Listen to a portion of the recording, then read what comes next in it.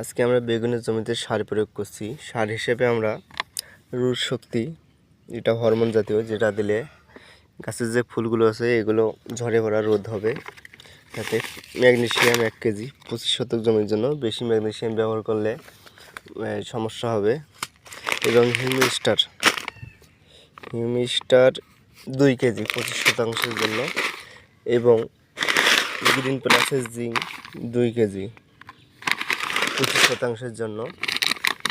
সাথে আমরা কেঁচো সার ব্যবহার করতেছি 50 কেজি, এবং ড্যাপ 50 কেজি। গাছের ফলন অসাধারণ। এই ফলগুলোকে বড় করার জন্য আমরা এই সারগুলো ব্যবহার করতেছি, এবং সামনে যে ফলগুলো আসবে এগুলোর জন্য অনেক ভালো হবে। বেগুন চাষাবাদে যে কোনো পরামর্শের জন্য আপনারা আমাদের সাথে যোগাযোগ রাখতে পারেন, এবং কৃষি বিষয়ে পরামর্শ পেতে অবশ্যই পেজটি ফলো দেবেন।